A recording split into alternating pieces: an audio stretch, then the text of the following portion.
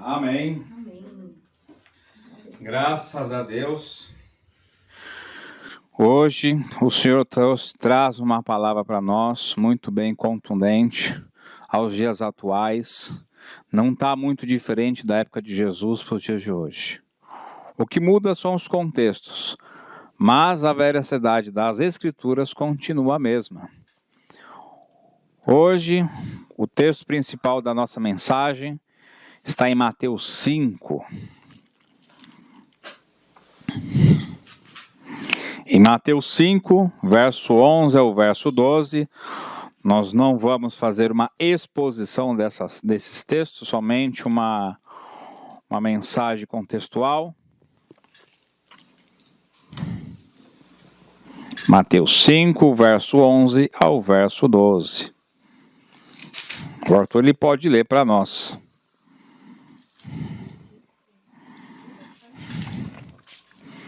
Leia bem alto, Arthur, para que a câmera e o microfone peguem você também. Bem-aventurados são vocês quando por minha causa os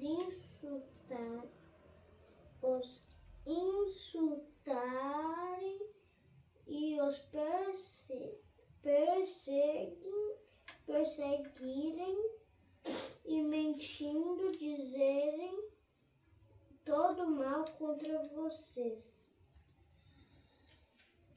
Continua, verso 12. Alegram-se e exultem, porque é grande a sua recompensa nos céus. Pois assim perseguiram os profetas que vieram antes de você. Muito bem. A mensagem hoje, existe uma tendência muito comum entre nós, quando alguém nos critica, quando nos confronta, né? Ou fala alguma coisa negativa ao nosso respeito. E rapidamente a gente pensa se estamos sendo perseguidos. Né? Às vezes a gente até diz, será que estão falando de mim porque eu sirvo a Deus? Estão me perseguindo porque eu prego a verdade? Estão com raiva de mim porque não suportam minha fé? Mas a gente precisa prestar atenção, muita atenção no que Jesus realmente falou. Aqui, conforme Arthur leu, Jesus não falou assim, bem-aventurados sois sempre que alguém falar mal de vocês. Ele não falou desse jeito. Jesus também não disse, bem-aventurados sois sempre que vocês forem criticados. Também não falou isso.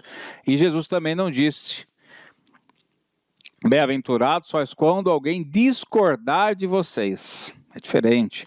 Aqui Jesus, ele estabeleceu uma condição muito clara. Ele falou assim, quando por minha causa vos injuriarem e mentindo disserem todo mal contra vós. Existem duas expressões fundamentais nesse texto que nós estamos lendo. A primeira expressão, mentindo, e por minha causa. Portanto, nem toda crítica é perseguição, gente. Começa a entender isso. Nem toda acusação é calúnia. Nem todo conflito acontece porque somos fiéis a Cristo. Às vezes falam mal de nós porque as pessoas realmente têm o hábito pecaminoso de falar mal uma das outras. Isso faz parte do ser humano, faz parte do ser pecaminoso, do ser não restaurado, do homem caído, do homem que não nasceu de novo. Mas em outras ocasiões falam de nós porque agimos mal também, porque tratamos alguém mal, ou fomos imprudentes, grosseiros, arrogantes, ou até mesmo irresponsáveis com alguma coisa. Então, sofrer por causa de Cristo é uma coisa, e sofrer como consequência dos próprios erros é outra coisa. E o cristão precisa ser humilde para distinguir qual é uma situação da outra. Isso é fato. Nem todo sofrimento é um sofrimento por Cristo. Será que todo sofrimento que nós vivemos na vida é por causa da causa de Cristo? Não. Pedro escreveu lá em 1 Pedro 2,10. Vamos lá, abrir lá. 1 Pedro 2,10. Que interessante.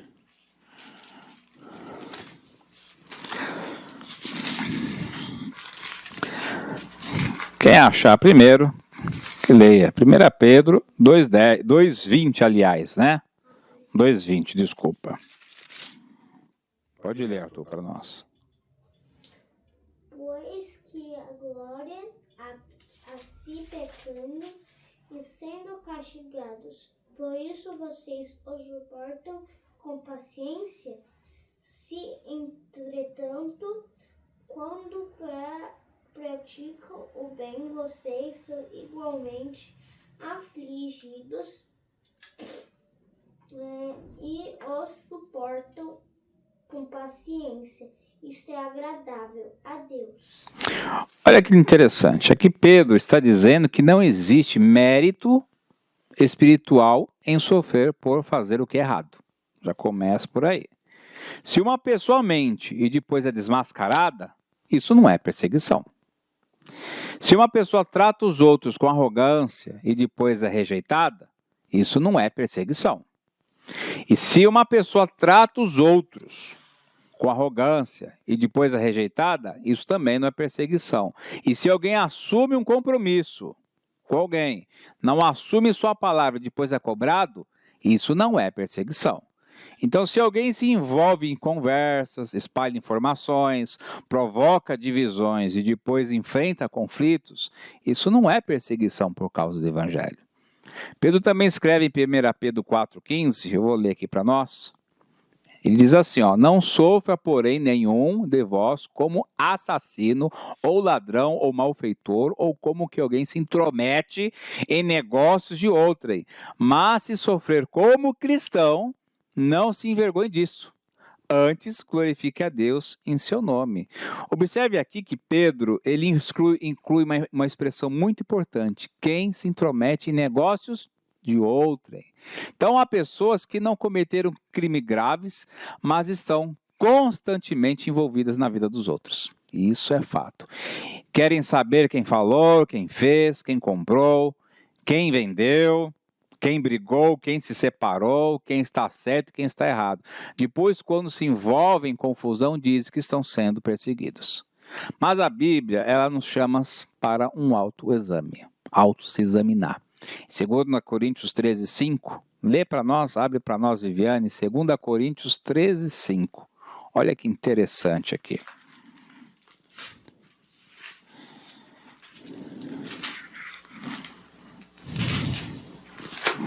Segunda Coríntios 13:5, muito interessante. Pode ler. Examinai-vos a vós mesmos se realmente estáis na fé. Provai-vos a vós mesmos. Olha. Ou não reconheceis que Jesus Cristo está em vós? Aí. Então, antes de concluir que todos estão contra nós, precisamos nos perguntar o que realmente aconteceu. Outra pergunta, o que realmente foi dito? A informação que eu recebi, ela é comprovada ou é uma apenas verdade ou ausência de fatos ou é uma versão dos fatos? Eu ouvi diretamente da pessoa ou ouvi de terceiros isso?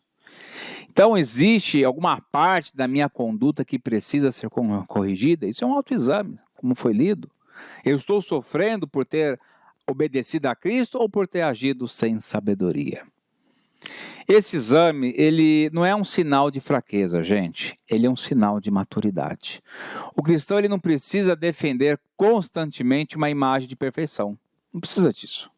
Ele pode reconhecer quando errou, pedir perdão e mudar de pensamento, mudar de comportamento. Quando eu mudo meu pensamento, eu consigo gerar bom comportamento. Lá em Provérbios 28:13 diz assim, o que encobre as suas transgressões jamais prosperará, mas os que as confessa e deixa alcança misericórdia. Olha que tremendo. Os que encobre as suas transgressões jamais prosperará. São aquelas pessoas que vivem confusões, que vivem devendo os outros, que não pagam o cartão, que pegam dinheiro emprestado e não emprestam. O que acontece? O que está falando? Elas não progridem, elas não vão para frente. Então, quando elas passam a agir de maneira de arrependimento, quando elas passam a honrar o que fazem e voltar atrás, a Bíblia fala que confessa e deixa alcançará misericórdia. Quando a acusação é verdadeira, devemos nos arrepender, gente. Não tem o que fazer. Se alguém viu você mentindo e você realmente estava mentindo, se arrependa do teu pecado. Quando é parcialmente verdadeira, devemos corrigir aquilo que nos cabe. E quando é falsa, devemos permanecer firmes, sem pagar o mal com mal. Não pela questão se podemos ou não transformar toda a crítica em perseguição, senão a gente vai falar que tudo é perseguição religiosa. Então nós temos que entender, foi por causa de Cristo ou foi porque eu mesmo causei aquilo? E muitas vezes, viver completamente para Cristo não significa abandonar todas as responsabilidades. Tem outro fato aí. Quando Jesus chamou algum lá dos seus discípulos, eles deixaram imediatamente as redes e o seguiram. Pedro mesmo largou, outros pararam de fazer o que estavam fazendo e realmente, literalmente, largaram o que estavam fazendo e seguiram. Lá em Mateus 4:20 diz assim, então eles deixaram imediatamente as redes e o seguiram. Aquele chamado, ele teve uma manifestação concreta e específica para aquela ocasião, para aquele momento, para aquele contexto. Eles foram separados para acompanhar pessoalmente o ministério terreno de Jesus Cristo. Significa, hoje a gente tem que entender uma coisa, hoje seguir a Cristo não significa necessariamente abandonar emprego, a casa, família ou a profissão. Significa deixar de considerar a própria vida como propriedade particular. Lucas 9:23, abre para nós aí, Arthur. Hoje nós vamos passear na Bíblia. Lucas 9:23.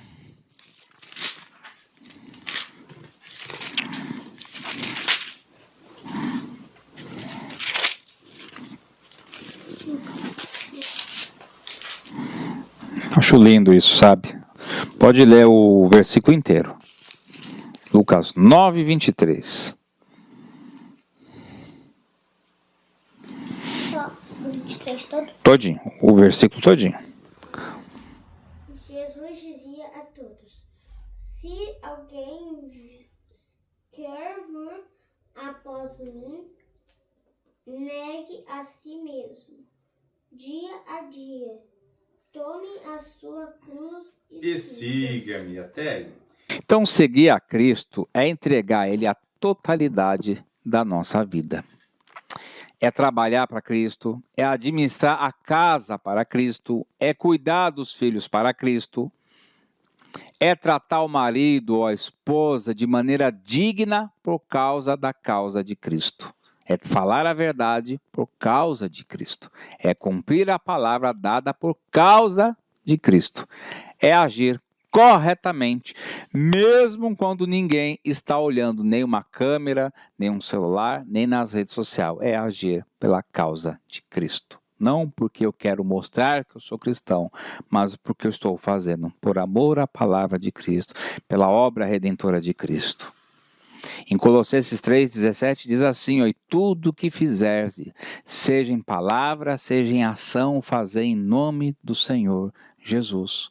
O grande testemunho cristão de nossos dias não acontece apenas no púlpito, gente, pregando, subindo na igreja, fazendo um barulho que seja, ou atravessando uma velhinha na rua, entregando um panfletinho, não. O grande testemunho cristão dos dias de hoje acontece, sabe aonde? No nosso comportamento cotidiano. É nas entrelinhas, é nas conversas de rua, nas conversas de praça, nas conversas de casa. Acontece quando o cristão paga aquilo que deve, quando reconhece os seus erros, quando não manipula as informações a seu favor para tirar proveito, quando não altera uma história para parecer que é o inocente, é o coitadinho, a vítima, quando não faz do grupo da família um tribunal, olha o fulano que fez, o meu pai, a minha mãe, o meu filho, quando não transforma os filhos em aliado contra outros adultos, ou quando a mãe pega o filho para colocar contra o pai, ou o pai pega um filho e uma filha contra a mãe, não. E quando não fala pelas costas aquilo que deveria falar diretamente. Sabe que Paulo escreveu sobre essas coisas? Lá em Filipenses 2, 14 e 15, ele escreveu assim, ó: fazei tudo sem murmurações, nem contenda, para que vos torneis irrepreensíveis e sinceros, filhos de Deus, inculpáveis, no meio de uma geração pervertida e corrupta, na qual resplandecei como luzeiros no mundo. O nosso comportamento não conquista a salvação. Não tem como. Eu posso ser bonzinho ou malzinho. Isso não vai conquistar a salvação. Somos salvos pela misericórdia de Deus. Somos salvos pela graça do Senhor e pela obra redentora de Cristo.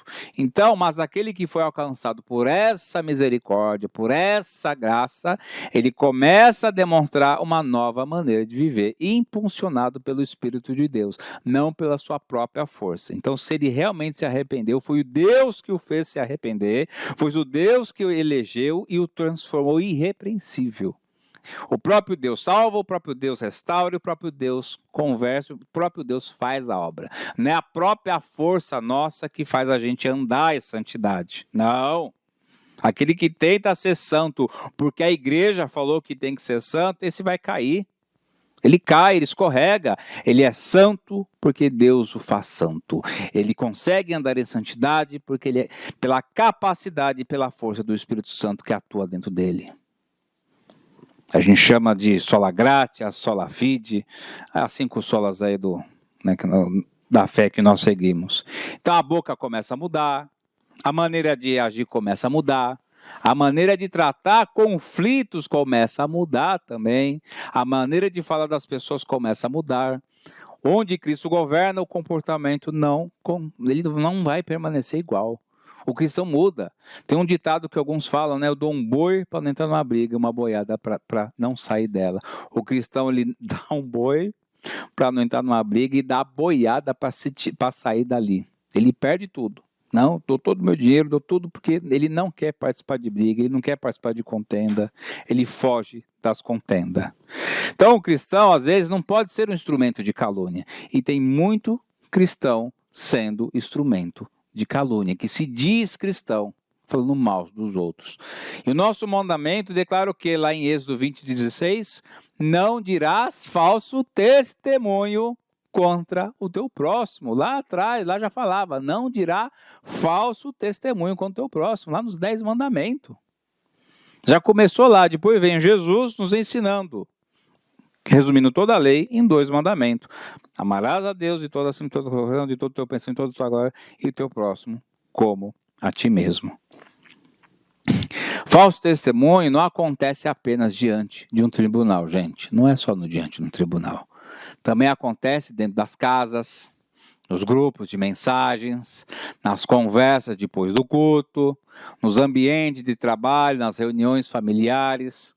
E podemos pecar contra alguém de pelo menos de 3 maneiras aqui eu enumerei. A primeira maneira é inventando uma informação falsa. A segunda maneira é repetindo uma informação que não verificamos.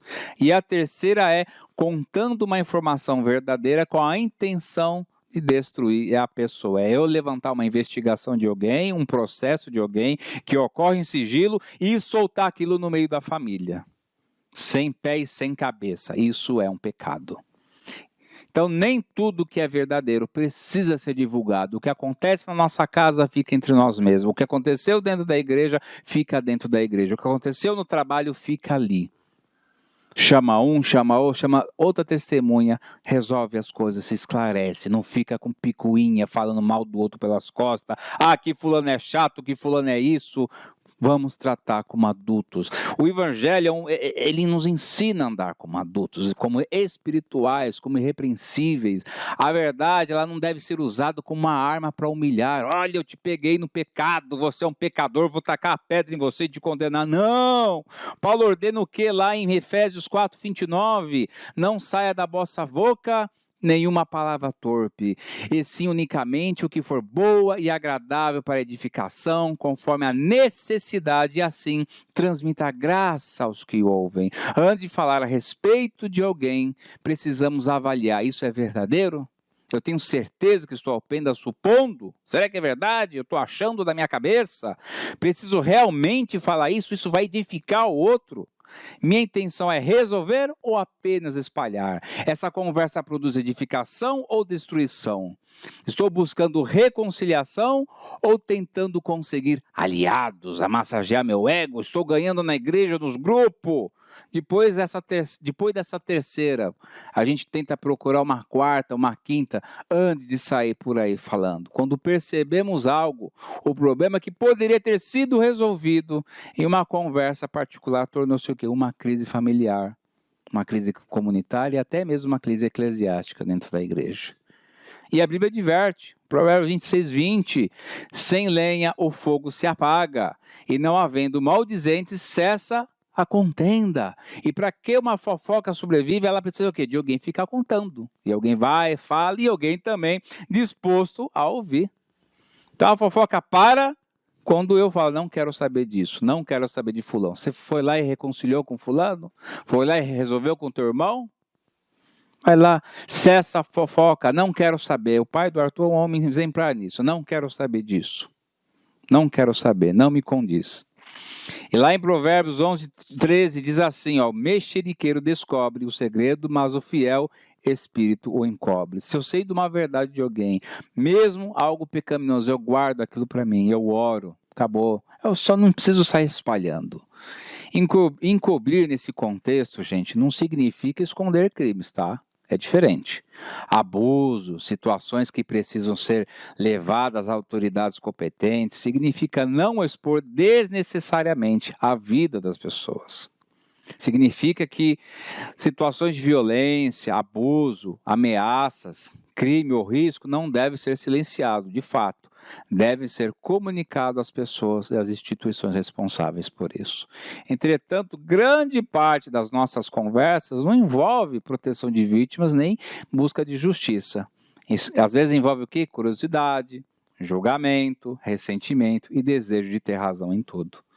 Precisamos abandonar isso, que é o pecado que habita em nós. Longe de nós toda amargura e cólera de ira, e gritaria, e blasfêmias, e bem assim toda a malícia, conforme diz em Efésios 4:31. Não devemos envolver nem as crianças nos conflitos dos adultos, sabiam disso? Nem as crianças deveriam ficar sabendo disso. E esse é um ponto muito sério que eu falo aqui, não como profissional de saúde mental. Aqui eu falo, sabe, porque muitos adultos não percebem o dano que causam quando falam mal de outras pessoas diante das crianças. A criança ouve a mãe falando mal do pai, ouve o pai falando mal da mãe, ouve os pais falando mal dos avós, ouve familiares falando mal de membros da igreja, ouve acusações que às vezes nem tem maturidade para compreender aquilo. Depois começa a carregar o quê? Conflitos que não pertencem a ela. Ela começa a carregar um peso que não é dela. Aí a criança passa a pensar que precisa escolher um lado, aí vem aquelas crises parentais, será que eu devo ficar do lado de fulano? Será que eu devo ficar do lado de Beltrano? Ah, vou ficar do lado do papai Pedro, do papai Alain, do avô Silas, do avô fulano de tal. Não! A criança ela passa a sentir culpa só por amar alguém que um adulto importante parece odiar. Olha que triste. Não é isso. Ela pode até acreditar que precisa até rejeitar uma pessoa para demonstrar o quê? Lealdade à outra. E aí, como fica? Pode repetir na escola, na igreja ou diante de familiares aquilo que ouviu dentro de casa. E frequentemente o adulto ainda diz, eu não ensinei nada, a criança que percebeu sozinha. Claro, ela está ouvindo, ela está participando, por isso que todo assunto a gente não fala na frente de criança, porque a criança está desenvolvendo, ela não precisa participar disso. As escrituras nos ensinam em Deuteronômio 6, vamos ler lá, Deuteronômio 6:6. Achei muito interessante essa mensagem perspicaz.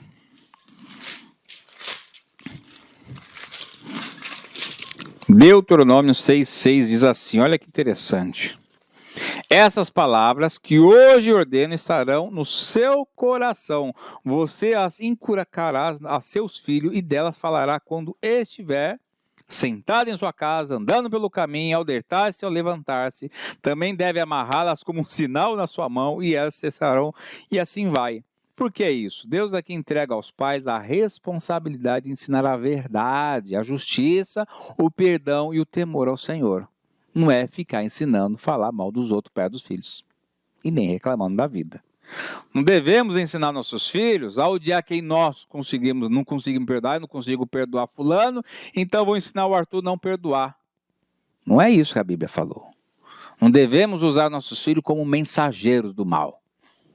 Não devemos nem interrogá-los para conseguir informações sobre outros adultos. Outra coisa que acontece também. E nem devemos transformá-los em testemunha de nossas disputas interiores. E outra coisa também, nós não devemos ensinar uma criança a desprezar alguém porque estamos magoados. Paulo escreve lá em Efésios 6,4, e vós pais, não provoqueis a vossos filhos a ira, mas criai-vos na disciplina e na admoestação do Senhor. E criar na admoestação do Senhor significa ensinar pelo que falamos e pelo que fazemos. A criança aprende sobre perdão, observando os adultos dentro de casa a pedir perdão, não é verdade? Como é que eu vou ensinar para a criança pedir perdão se nem eu peço perdão, se nem eu me confesso com a minha esposa, não me arrependo? É aquele homem que fala, faça o que eu mando, mas não faça o que eu faço. Isso é hipocrisia. Não é isso que Jesus falou, não é isso que a Bíblia nos ensina. Então lá a criança aprende sobre perdão, observando os adultos pedirem perdão. Aprende sobre a verdade quando percebe que os adultos não enxergam mais as histórias mentirosas. Elas aprendem sobre o respeito quando vê os pais falando de maneira digna, até mesmo sobre pessoas com quem estão tendo conflitos. Olha que interessante aqui. Não gosto de fulano, mas eu ainda falo bem dele. Mesmo assim tem algo bom. Isso é o que nós devemos passar dentro de casa. Aprende sobre reconciliação quando a gente marca uma conversa madura. Então não podemos anunciar o evangelho para nossos filhos e ao mesmo tempo alimentar neles ressentimento contra outras pessoas. Isso vale para os pais, vale para as mães, vale para os avós principalmente. Eu não gosto de fulano, não preciso dizer para o meu neto, para a minha neta que eu não gosto. É uma criança. Isso não é ser cristão, isso é espalhar o mal com a boca. Ou seja, esse comportamento está glorificando a Deus ou está glorificando o maligno? Jesus estabeleceu uma orientação muito objetiva aqui, sabe? Ele falou lá em Mateus 18,15, bem assim, ó. Se teu irmão pecar contra ti, vai ergui-lo entre ti e vocês dois. Vamos lá, vocês dois, resolve a treta. E se ele te ouvir, ganhará teu irmão. Jesus falou assim, olha, você tem uma treta com o teu vizinho, vai lá e conversa com ele. Não é tirar a satisfação, vai lá, conversa na paz, tenta entender o que está rolando. Se você conseguir ganhar ele, bem, se não, vida que segue. Observe a ordem que ele fala aqui, ó, vai.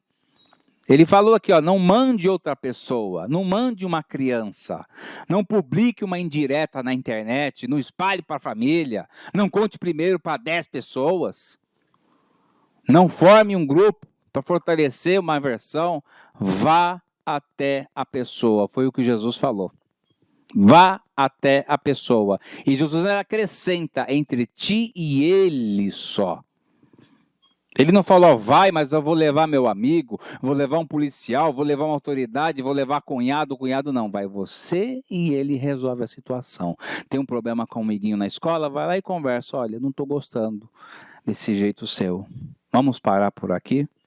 Não deu certo, mas você fez a parte certa. Foi lá e conversou direto. Isso é o quê? Isso preserva a dignidade, gente, e evita exposição, reduz interpretações erradas, facilita o arrependimento, demonstra que o objetivo não é vencer uma disputa, mas ganhar o irmão. E muitas vezes, antes de conversarmos diretamente, construímos uma história completamente dentro da nossa mente, gente. A gente constrói uma narrativa desse tamanho. Interpretamos o olhar da pessoa, interpretamos o silêncio, interpretamos uma mensagem curta, interpretamos uma ausência, aí concluímos que ela nos odeia, nos despreza ou está planejando alguma coisa errada contra nós.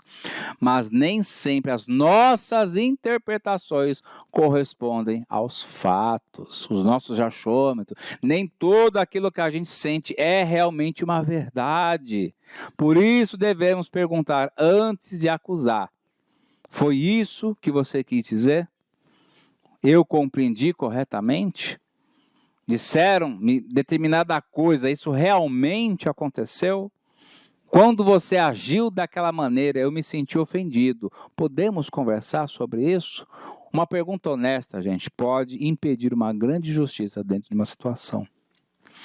Lá em Provérbios 18:13 diz assim, ó, responder antes de ouvir é estutícia e vergonha. Então devemos também evitar conversas importantes nos auges da raiva. Tá com raiva, nem vai lá. Ela espera a raiva passar, depois você vai e conversa com a pessoa. Quando estamos dominados pela ira, gente, a nossa tendência é selecionar apenas os fatos que confirmam a nossa imaginação. É sempre assim, a gente fica, não, que porque isso, porque aconteceu aquilo, aí usamos as palavras absolutas, você sempre fez isso, você nunca respeitou ninguém, todo mundo sabe como você é. Essas expressões, gente, geralmente só aumentam o conflito. Tiago orienta lá em Tiago 1:19-20, bem assim, ó, todo homem, pois, seja pronto para ouvir, tardio para falar, tardio para se irar, porque a ira do homem não produz a justiça de Deus. Se tardio para falar não significa fugir indefinidamente da conversa, tá? É diferente. Significa falar no momento adequado, com domínio próprio, clareza e desejo da solução. Se houver pecado, ele deve ser chamado de pecado. E se houver mentira, ela precisa ser confrontada, o quê? Com a verdade. Mas se houve injustiça, deve haver correção. Mas tudo isso, gente, pode ser feito sem humilhar o outro, sem espetáculo, sem vingança, sem sair falando nos grupos de conversa. Falar em Gálatas 6:1, olha que interessante, irmão, se alguém for surpreendido em alguma falta de vós, que sois espirituais, corrija-o com espírito de brandura e guarda-te para que não sejas também tentado, porque agora eu vou condenar o irmão, agora eu vou julgar o irmão, vou tacar uma pedra, você não serve para nada, não, guarda-te também o coração. A correção, gente, a correção bíblica, ela une verdade e mansidão, e verdade sem amor transforma o quê? Somente em crueldade. Corrigir alguém sem amor só vira crueldade. É igual corrigir uma criança na base da porrada. Isso não produz amor, isso produz só crueldade. E uma aparência de amor sem verdade transforma somente em permissividade. Olha a diferença. Nós temos outro lado também. Cristo nos chama a falar a verdade com um propósito de restauração. A ideia é restaurar, é reconciliar. Ele mesmo veio fazer isso. Restaurar o homem com Deus, restaurar a nossa indignidade para nos tornarmos dignos diante de Deus através da própria vida dele. Isso foi o maior ministério que Cristo fez. Trazer a dignidade, trazer a verdade. Depois de examinar a nossa conduta, pode até ficar evidente que a acusação realmente é falsa. E aí? Aí a pessoa não está reagindo a um erro nosso, mas a nossa fidelidade. Aí somos criticados porque nos recusamos a mentir.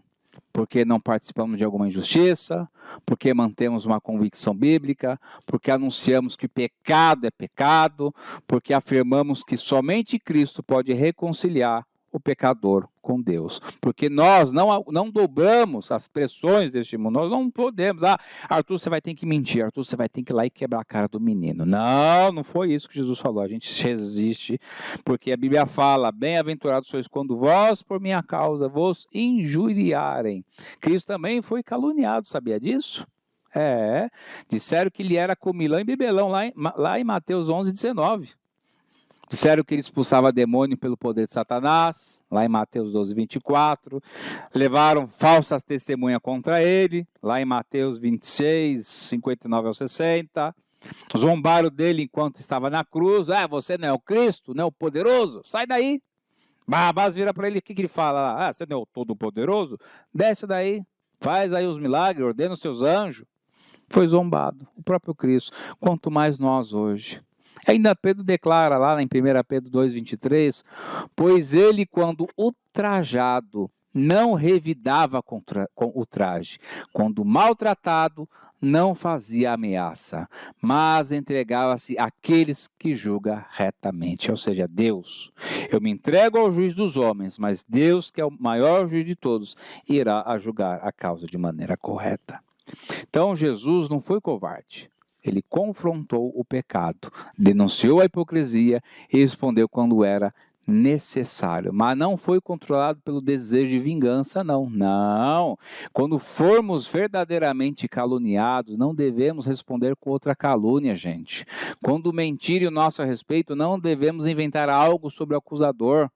Quando tentarem destruir a nossa imagem, não devemos abandonar o caráter de Cristo para defender o nosso nome.